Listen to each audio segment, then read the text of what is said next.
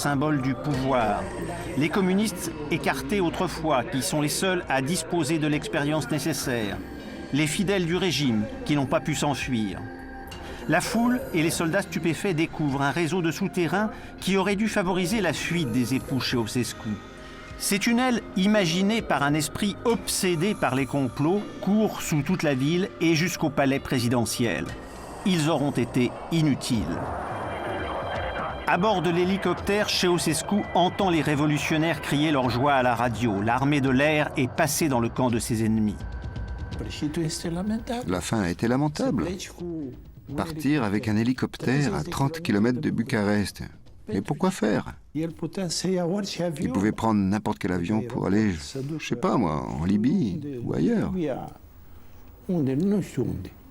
Mais avec l'hélico, il n'avait aucune chance.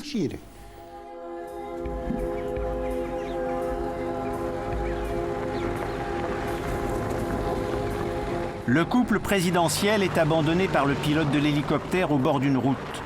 Leurs gardes du corps en sont réduits à s'emparer d'une voiture.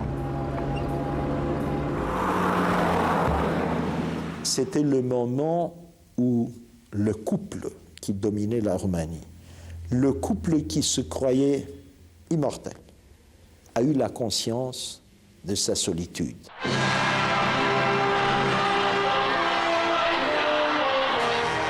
« 1971 sera l'année du tournant décisif pour Ceausescu. Les dernières digues psychologiques qui le rattachent encore au bon sens tombent. Il est enthousiasmé par les spectacles gigantesques que lui offrent Mao Tse-tung et le Nord-Coréen Kim Il-sung. La Roumanie doit s'engager sur cette voie. Il était fasciné par le modèle de Kim Il-sung. Il a vu dans ce modèle coréen un contrôle total de la part du dictateur.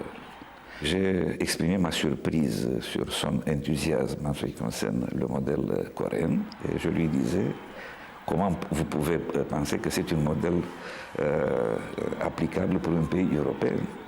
Au retour, il m'a accusé d'intellectualisme. Je lui ai demandé qu'est-ce que ça veut dire, quelle comprend sur ça.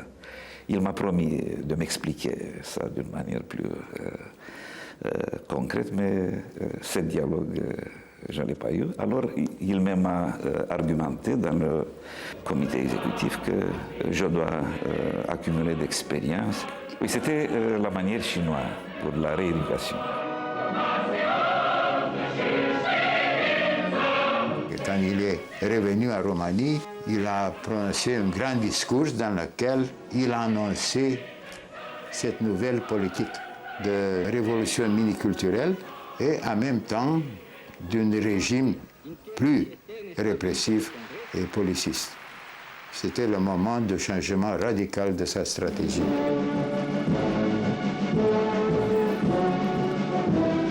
Ceausescu veut faire aussi bien et mieux que les Chinois et les Coréens du Nord.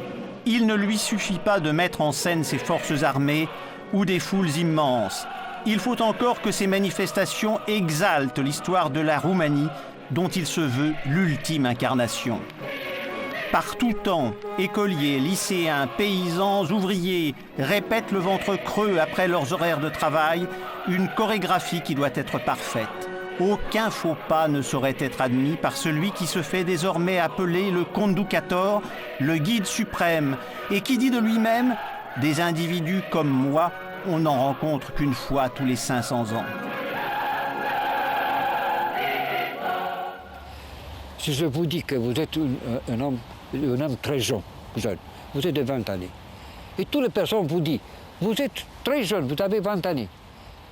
10 années, on dit, toujours. Après, ça va dire, oui, je suis très jeune.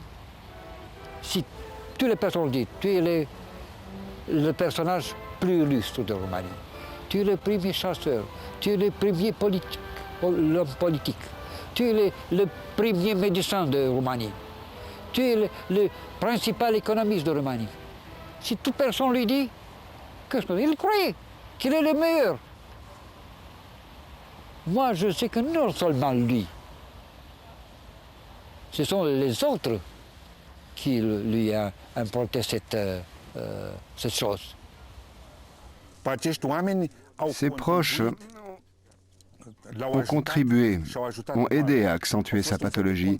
Ils étaient en quelque sorte des contre-thérapeutes. Bien sûr, il n'y avait pas autour de lui de vrais thérapeutes. Personne n'osait parler des maladies de Ceausescu.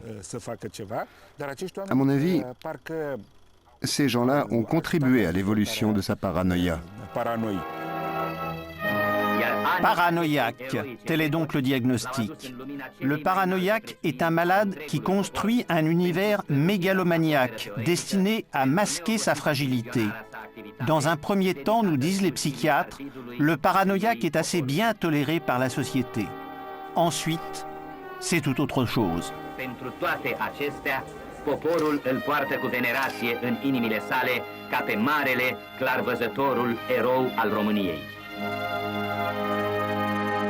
On a commencé à ne parler que de lui, on a commencé d'en mettre même les dirigeants du Parti communiste, c'est-à-dire l'histoire du communisme roumain même. On a commencé à éclipser tout ce qui se passait auparavant. Prince, voïvode, il n'était pas mentionné du tout. Et il a commencé à être considéré le résultat mirifique d'une histoire qui commençait avec les Daces et les Romains. Elena accompagne partout son mari, la camarade, académicienne, docteur, ingénieure, comme il faut la nommer, entre au Politburo en 1973 et devient vice-premier ministre en 1980. Et pas à pas, à chaque congrès, il l'a forcé jusqu'à l'installation d'une dictature personnelle bicéphale. Parce que le malheur, c'était qu'il était aussi bicéphale et que l'influence de sa femme était très mal. Sèche, sans aucune grâce, elle ne tolère pas qu'une femme plus jolie figure à côté d'elle sur une photo. Elle ne cache même pas à l'occasion un peu de mépris pour son mari et fait régner la terreur dans l'entourage du parti et du gouvernement.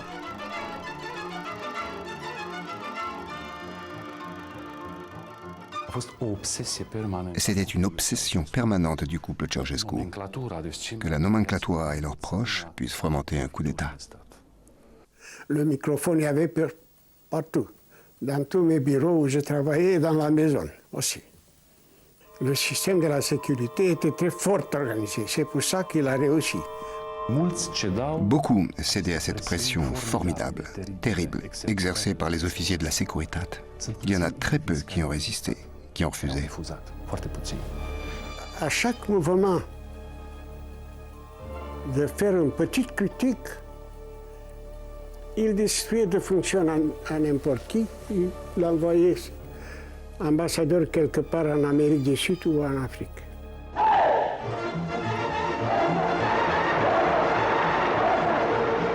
Regardez bien ce document. Cette bastonnade est, paraît-il, une coutume germanique en Roumanie.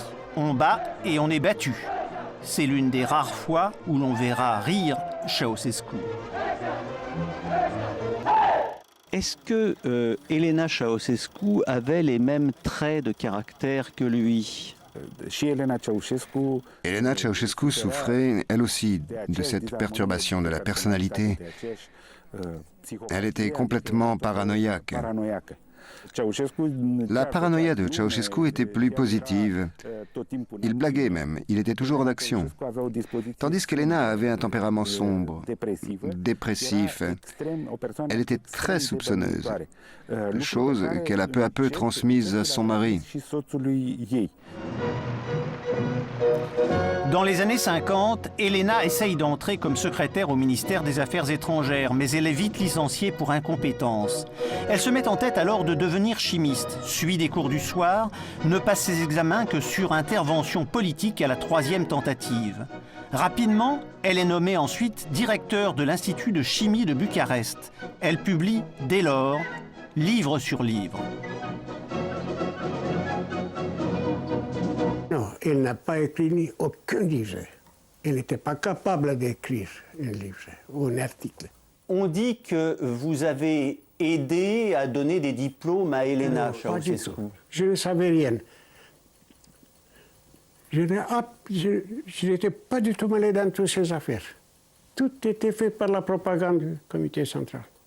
Elena Ceausescu, un nume ce-l rostește cu stimă întreaga lume, cu îndreptățit temei, o inimă ce bate în toate românește, slujind statornic țara prin fapte și idei.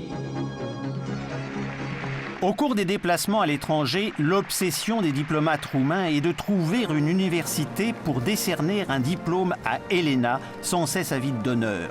Même le président américain Carter est mis à contribution. This is the fourth visit of President Ceausescu with his wife Elena to the United States. Their influence as Romanian leaders throughout the international world is exceptional.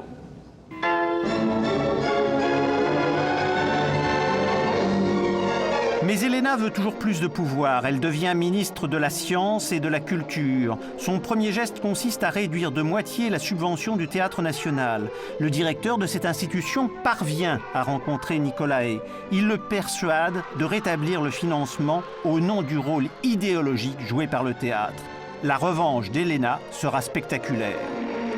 Quand Elena Ceausescu a été informée de cet renversement dicté par Ceausescu, elle a décidé que chaque soir, la liste des visites à Ceausescu pour demain serait approuvée par elle. Ça vous donne une idée de la croissance de son autorité sur Ceausescu. J'ai eu quelques discussions personnelles avec Ceausescu. Je lui dis, camarade Ceausescu, nous avons l'exemple de Mao Tse-tung et de sa femme. Qu'est-ce qui s'est passé en Chine? Sa femme, quand voulait obtenir quelque chose, le menaçait de parler aux soviétiques sa position réelle envers l'Union soviétique. Vous voyez, je vous dis une chose que je n'ai jamais parlé. Ceausescu était la face officielle. Il commandait tout. Mais Elena s'était constitué ses propres réseaux d'influence. Ensemble, ils atteignaient leur but, agissant en parallèle, détenant de fait chacun ses instruments de pouvoir.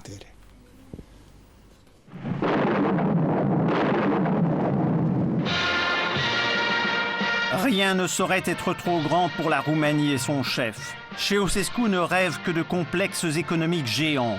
Il construit l'industrie autour de deux pôles, la pétrochimie et la sidérurgie. Mais les réserves pétrolières de la Roumanie s'épuisent et l'acier en surproduction est bradé au tiers-monde. Une usine roumaine demande 4 fois plus d'énergie que son équivalent occidental pour la même production. Un combinat consomme à lui seul autant que Bucarest. Il est vrai que les habitants de la capitale n'ont droit qu'à une ampoule de 40 watts par pièce, que l'usage des réfrigérateurs est interdit et que la température maximale tolérée en hiver dans un appartement est de 14 degrés. Tout ce qu'il voulait, il a réussi à réaliser. C'était son stalinisme qui a inspiré cette décision contre-économique, contre-productive, sans aucun concern pour le marché.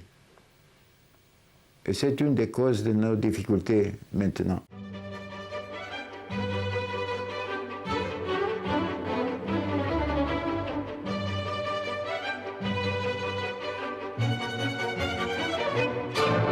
La Roumanie dispose de riches terres agricoles. Mais la collectivisation, là comme ailleurs, a fait baisser les rendements. Pour la première fois, en 1981, le pain est rationné. Le couple présidentiel décrète que les Roumains mangent trop. Ceausescu établit un menu idéal.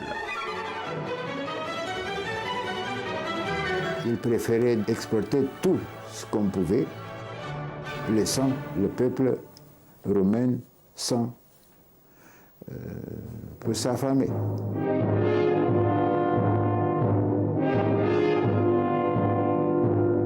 Pour rembourser la dette extérieure, on n'approvisionne plus les magasins.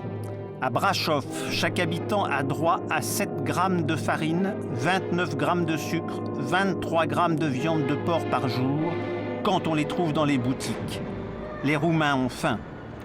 Dernière trouvaille délirante, la construction de 6 cantines collectives géantes capables de servir chacune 80 000 repas par jour. Elles n'entreront jamais en fonctionnement. Ces recrues qu'on ne nourrit pas servent de main-d'œuvre gratuite. Les lycéens et les étudiants doivent consacrer une grande partie de leurs vacances à des travaux d'intérêt collectif. Ils tombent souvent d'épuisement. Il n'a jamais compris ce qui arrivait aux autres. D'ailleurs, il n'a jamais visité d'hôpital. En 25 ans de pouvoir, il n'a jamais visité le moindre dispensaire. Il a fait une tentative à l'occasion du tremblement de terre de 1977, mais il a quitté très vite les lieux qu'il visitait.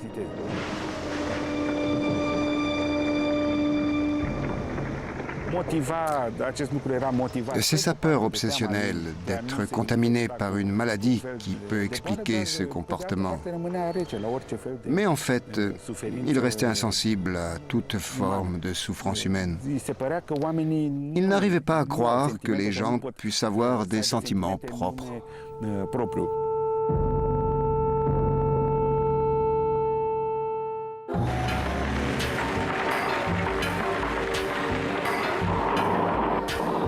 Dans l'après-midi, alors que les combats se poursuivent à Bucarest, Nicolae et Elena Ceausescu arrivent à Târgoviște. Ils comptent sur la loyauté de la Securitate et de la milice. Mais là aussi, la ville s'enflamme. Ils sont livrés à l'armée qui va les dissimuler 3 jours durant dans une caserne. Ce fut le moment où nous nous sommes rendus compte du fait qu'il est abandonné. Lui, j'ai l'impression qu'il ne croyait pas encore. Il était tellement ivre de son pouvoir, il était convaincu qu'il a le peuple près de lui.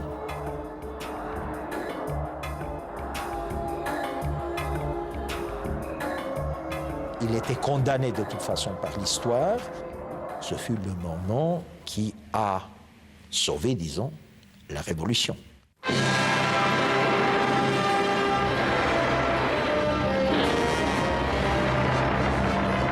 En 1977, le terrible tremblement de terre de Bucarest est pour Ceausescu une opportunité magnifique. Il va raser ce qui reste du centre et recréer une nouvelle ville, sa capitale. Il y a eu pas mal d'autres villes qui ont été maltraitées. Mais Bucarest, monsieur, c'est la seule ville du monde qui fut agressée pendant une époque de paix. Le Bucarest des monastères et de la ferveur religieuse du XVe siècle, celui des maisons cossues et de la prospérité bourgeoise de l'entre-deux-guerres, n'est pas le sien. Il doit disparaître. Il y a eu des drames terribles, des gens qui ont dû quitter leur maison en quelques heures, des hommes qui se sont suicidés même. Ce sont des tragédies que l'Occident n'a jamais connues. Il faut le dire, il y a eu très peu d'architectes qui ont eu le courage de dire non et de protester. Pour tenter de construire le plus grand centre de conférence du monde, il fait raser à la périphérie de la capitale un quartier de 2000 hectares et bien entendu, abattre le plus beau monastère des Balkans.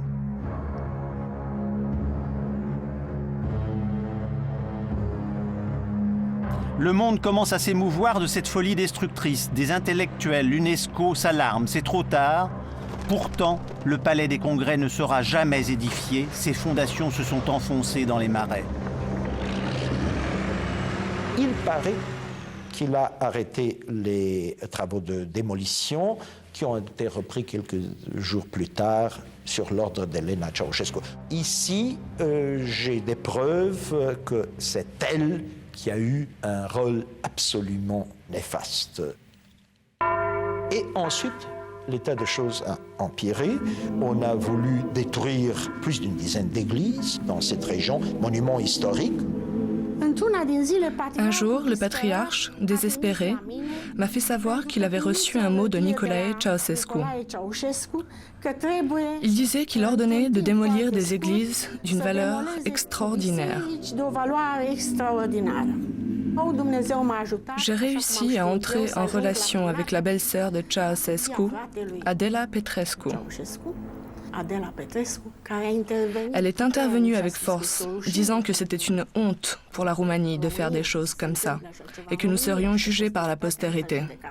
Nous étions 5 ou 6 intellectuels roumains qui ont protesté et qui ont obtenu qu'elle soit translatée à plus de 200 mètres.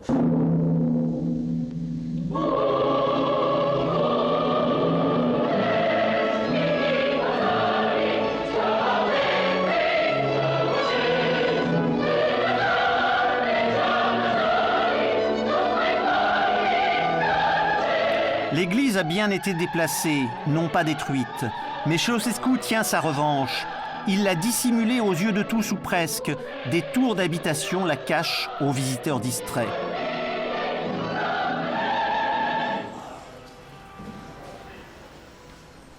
Ceausescu avait reçu une certaine éducation religieuse. Sa mère était très pratiquante. On pourrait même dire bigote. Par contre, ce n'était pas le cas d'Elena Ceausescu, qui, elle, a tout fait pour éloigner son mari de l'Église. D'après leur attitude envers la religion, je crois bien qu'ils voulaient ôter toute mémoire.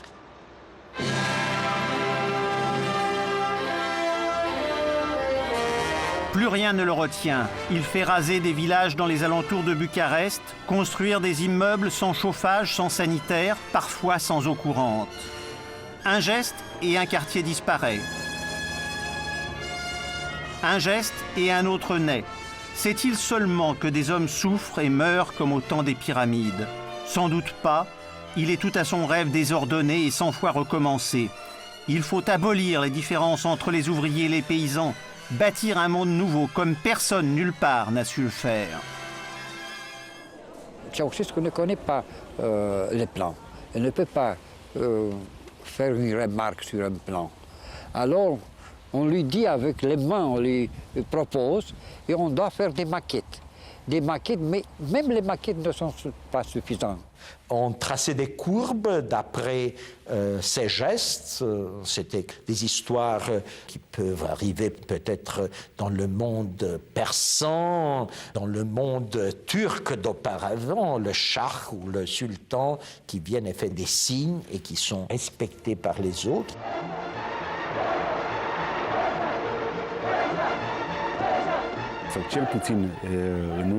Au moins dans les 15 dernières années de son règne, il croyait façonner un monde selon ses plans, selon sa volonté. Mais c'était un monde tellement froid, tellement injuste, primitif, dans lequel n'existait rien, qui excluait toute forme de joie et de plaisir.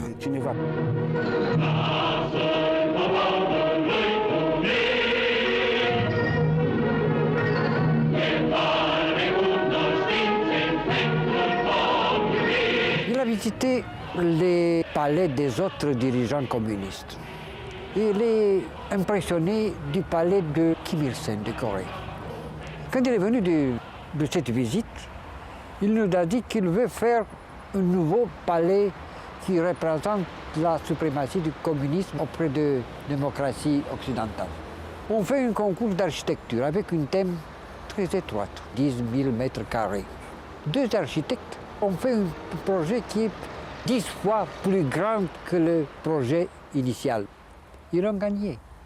Parce que Ceausescu ne peut dire, lui, moi je veux un grand palais. Ce sont les architectes et les autres dirigeants qui ont dit, pour toi, qui est le premier personnage de Roumanie, un palais plus grand. Alors s'érige le plus grand palais du monde. Comme à la tour de Babel, Nicolae Ceausescu y rajoute des étages, y mélange les styles. Les carrières de pierre ne produisent pas assez vite, peu importe. On termine des murs avec des parpaings, on épuise les marbrières, on dévaste des forêts entières, on travaille nuit et jour. Les escaliers de marbre rivalisent avec ceux du Vatican. Les salles de réception sont hautes comme des immeubles de 3 étages. Les lustres plus lourds que ceux de Versailles. Et le grand balcon donne sur le boulevard de la victoire du socialisme, plus large et plus long que les Champs-Élysées. Combien de temps il a fallu pour construire cet ensemble? Cet ensemble, je crois que c'est 5 années. Presque tous les centres est fait en 5 années. Et combien de personnes ont travaillé? Pour tout cet ensemble, c'est 100 000 personnes. Combien ça a coûté? Il n'y a pas de prix. Si on doit travailler, on doit le faire. Le coût ne compte pas. Projet sans limite.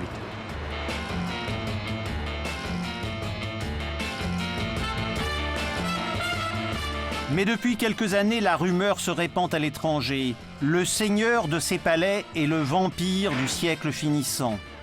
Pour satisfaire à ses caprices, il boit littéralement le sang de son peuple. Seule la sinistre réputation de la Securitate empêche que ne se déclenchent des émeutes de la faim.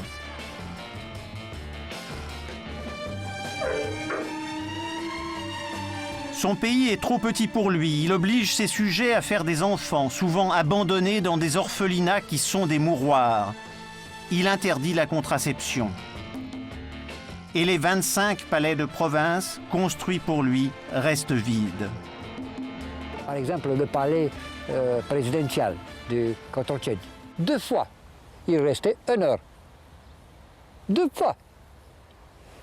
Palais de Sinaïa, nul. Peut-être 2 minutes, 3 minutes qu'il a visité, seulement. Toujours, il restait à Bucarest, dans sa maison, ou à Snagov, où avait une autre maison plus petite, non palais. C'est une maison qui se rassemble à sa maison natale, une maison de paysans. Il était un paysan, toujours. Il a vécu comme un paysan et a mouru comme un paysan. Seules 2 vaches ont été sélectionnées pour fournir du lait au couple présidentiel. Ceausescu s'alimente peu, il est obsédé par la peur des microbes, il est essentiellement végétarien. Tout ce qu'il mange est d'abord goûté, puis un petit morceau est envoyé au laboratoire central pour analyse. À l'étranger, il emmène sa nourriture, mais aussi sa propre literie, au cas où une poudre aurait été répandue dans ses draps. Au fond, il n'a qu'une distraction, c'est la chasse. Il est le meilleur et le plus grand chasseur de Roumanie, qui pourrait en douter? Les ours sont nourris à la viande fraîche qui manque si cruellement à l'alimentation des humains. Tout comme les sangliers, ils sont assommés de somnifères peu avant l'arrivée du grand homme. Les tableaux de chasse sont brillants, mais ne trompent que leur auteur.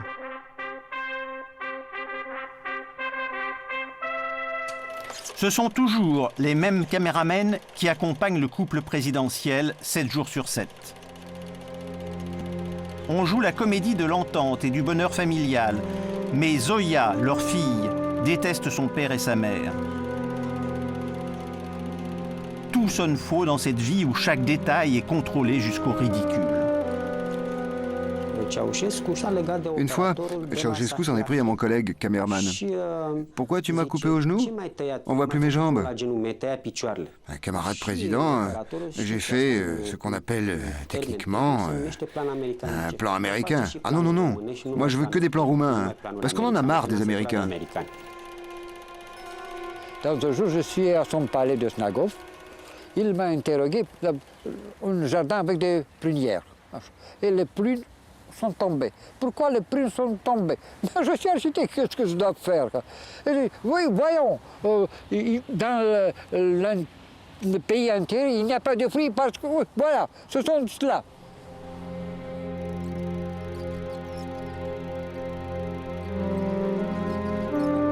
Ces dernières années, Ceausescu est de plus en plus seul. Il refuse même de se laisser soigner.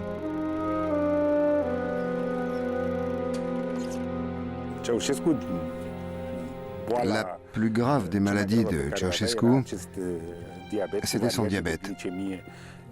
N'importe quel médecin vous dira que si on ne soigne pas cette maladie, cela peut conduire à une forte baisse des facultés mentales. Et cela joue sur la capacité de jugement et de décision. Il avait aussi un début précoce de vieillesse psychologique. Je me suis rendu compte que Ceausescu ne savait même pas 1% de ce qui se passait dans le pays. Quand il apprenait quelque chose, il était intrigué. Il n'arrivait pas à y croire. En fait, il était complètement isolé. Il y avait ce mur dressé par son entourage qui lui mentait sur tout et qui souhaitait dans le fond un mauvais destin pour la Roumanie.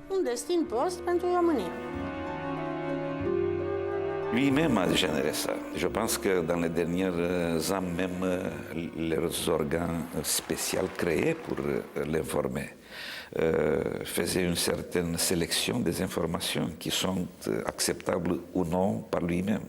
C'est la tragédie de tous les dictateurs qui veulent savoir ce qui leur convient.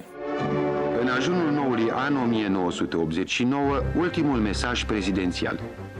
Să facem astfel încât în 1989, anul când se împlinesc 45 de ani de la victoire. Cet homme amaigri, affaibli, peut-il encore faire peur? Oui, car il n'a pas renoncé. Le 23 août 89, les troupes passent devant lui en revue à l'occasion de la fête nationale. C'est la 25e fois depuis son accession au pouvoir, mais pour lui, c'est la première occasion de le faire à partir du balcon du musée Ceausescu, qui, croit-il, sera plus tard son mausolée. Il est tard, camarades. Voilà ce qu'il reste aujourd'hui de ton bâtiment.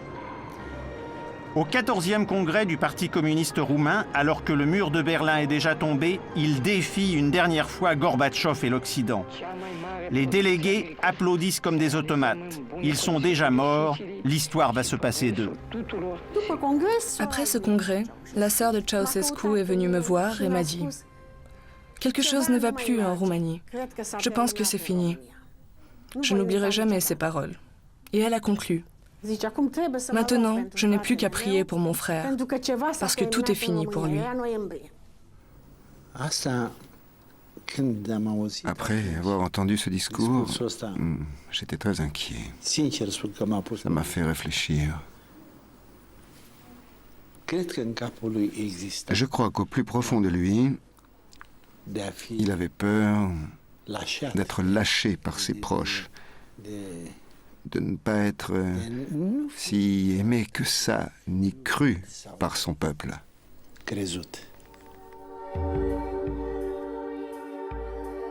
Le tribunal est arrivé de Bucarest. L'avocat de la défense était dans le même hélicoptère que les juges et le procureur. Le public est constitué par quelques-uns des nouveaux maîtres du pays.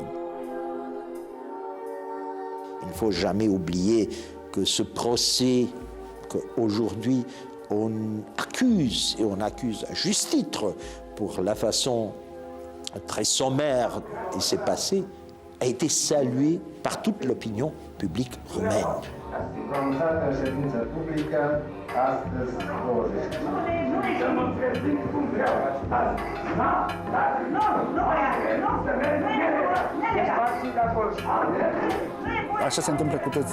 C'est le destin de tous les grands paranoïaques. Ils meurent sans comprendre ce qui leur arrive. En quoi ils ont eu tort? Il y a comme une fatalité à persévérer dans ses erreurs, dans ses fautes, jusqu'au dernier instant.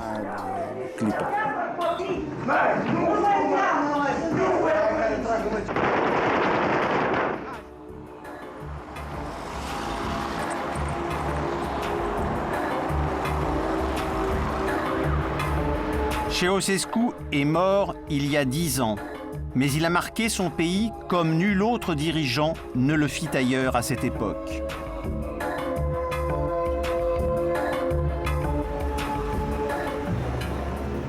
La sécurité est le problème inachevé de la révolution roumaine. Jamais on a fait une enquête pour leur activité monstrueuse, répressive, criminelle. Jamais on a fait un procès juridique sur la sécurité. Jamais. Vous ne pensez pas qu'on peut en parler maintenant? Ce n'est pas encore le moment de parler de ça. Est-ce que vous pensez qu'il faut pardonner à Ceausescu ce qu'il a fait? C'est l'histoire qui jugera. Personnellement, je ne peux pas vous répondre maintenant.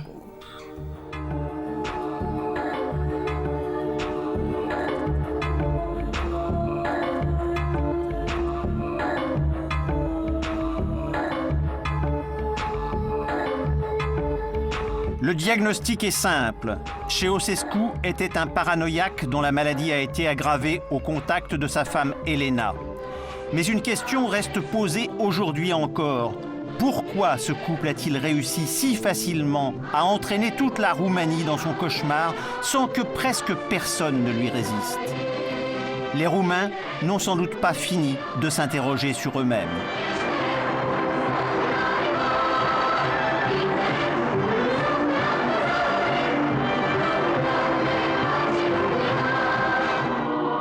În slavă urce țara și poporul, conduse de un erou între eroi.